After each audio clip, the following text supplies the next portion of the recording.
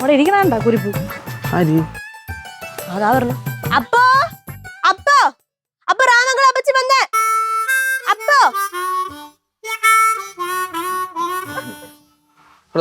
നീ നമ്മളെ കണ്ടിട്ടില്ലേ?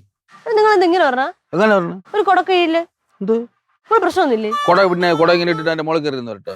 ഓ നല്ല രസം. നീ പോ അങ്ങനെ ലുട്ടാപ്പി കുന്തത്തി പോണല്ലോ. തൂക്കിട് പോ. കൊണ്ടുവയ്ക്കേ കൊട കൊണ്ട് വെക്കേ. വന്ന് കേറിയപ്പോ തന്നെ തുടങ്ങിയല്ല നിന്റെ ചൊറി. നിങ്ങൾ പ്രശ്നമൊന്നുമില്ലല്ലേ? അടിച്ചിരിക്കണ കവിളില് തൊട്ടത് കൊള്ളാടി.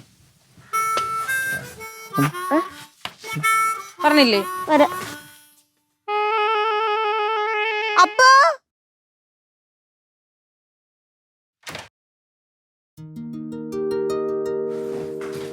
അപ്പച്ചി മണി അതെ മുടിയൊക്കെ വെട്ടി. എന്തോന്ന് പിങ്കി മുടി വെട്ടി. നീ ക്ഷീണിച്ചു കേട്ടോ. കേട്ടല്ലോ ക്ഷീണിച്ചു പോയെന്ന് ഞാൻ.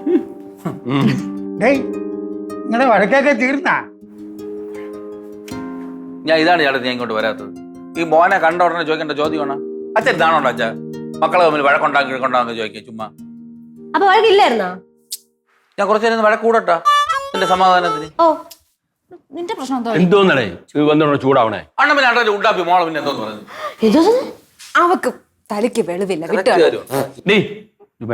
ഇവള് തന്നെ വന്ന് പറഞ്ഞു നിങ്ങൾ തമ്മിൽ വഴക്കാണെന്ന്. ഞാൻ അപ്പോഴേ പറഞ്ഞില്ലേ ഇവള് കൈ നിട്ട് പറയാണെന്ന് ഓരോന്ന്.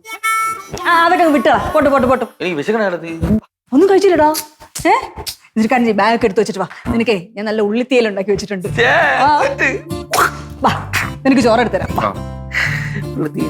അവിടെ കയറി പോണേ. എന്നെ ക്ഷണിക്കാൻ സ്ഥലത്ത് നിങ്ങൾ അവിടെ കയറി പോണേ. നിന്നെ ക്ഷണിക്കാനാ? നിന്റെ വീടല്ലേ ഇത്? ആ ബോധം എല്ലാവർക്കും വേണം.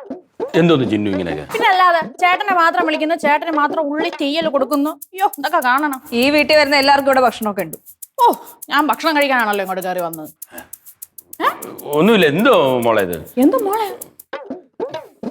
ചേട്ടാ ബാഗ് ഇങ്ങോട്ട് നീങ്ങി നിക്ക് പിങ്കി. കുറെ നേരെ